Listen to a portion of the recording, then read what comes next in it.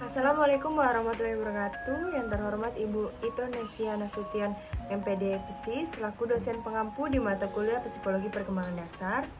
Sebelumnya kami akan memperkenalkan nama-nama yang ada dalam kelompok kami. Yang pertama ada Nadia Wulandari, yang kedua ada saya sendiri, Sinta Dika Prasetya, yang ketiga ada Yogi Firananda, yang keempat ada Heru Wahyudi, dan yang kelima ada Christian Marudut Silalahi.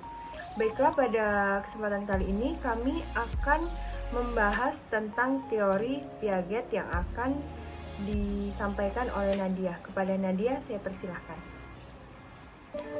Baiklah, saya akan mulai dengan membahas tentang teori kognitif Piaget. Nah, sebelumnya kita harus tahu dulu tentang apa itu teori Piaget. Jadi, teori Piaget adalah sebuah teori yang mengemukakan tentang perkembangan kognitif pada anak-anak. Perkembangan kognitif merupakan ranah penting yang harus diperhatikan dengan baik, karena merupakan dasar pengetahuan bagi anak perkembangannya ke tahap selanjutnya. Perkembangan kognitif yang baik akan menentukan ketercapaian yang baik pula, karena perkembangan berfungsi sebagai ranah positif yang akan berdampak pada ranah kognitif, ranah afektif, dan psikomotor. Nah, jadi maksudnya di sini adalah bahwa proses belajar akan terjadi apabila ada aktivitas individu berinteraksi dengan lingkungan sosial dan lingkungan fisiknya.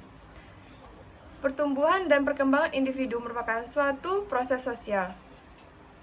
Jadi individu tidak berinteraksi dengan lingkungan fisiknya sebagai suatu individu terkait, tetapi sebagai bagian dari kelompok sosial. Akibatnya, lingkungan sosialnya berada di antara individu dengan lingkungan fisiknya. Jadi, interaksi individu dengan orang lain, individu yang tadinya memiliki pandangan subjektif terhadap sesuatu yang diamatinya, pasti akan berubah pandangannya menjadi objektif. Jadi di sini berarti Piaget itu mengemukakan bahwa perkembangan kognitif memiliki peran yang sangat penting dalam proses belajar. Perkembangan kognitif pada dasarnya merupakan proses mental yang pada hakikatnya merupakan perkembangan kemampuan penalaran logis. Jadi bagi Piaget ini, berpikir dalam proses mental tersebut jauh lebih penting dari sekedar mengerti. Semakin bertambahnya umur seseorang, maka semakin kompleks susunan sel syarafnya dan semakin meningkat pula kemampuan kognitifnya. Proses perkembangan mental itu bersifat universal. Dalam tahapannya yang umumnya sama, namun dengan berbagai cara ditemukan adanya perbedaan penampilan kognitif pada tiap kelompok manusia. Sistem persekolahan dan keadaan sosial ekonomi dapat mempengaruhi terjadinya perbedaan penampilan dan perkembangan kognitif pada individu. Demikian pula dengan budaya, sistem nilai, dan harapan masyarakat masing-masing. Baiklah, berikut akan kami tampilkan cuplikan dari penerapan teori Piaget pada proses pembelajaran bela diri pada anak-anak.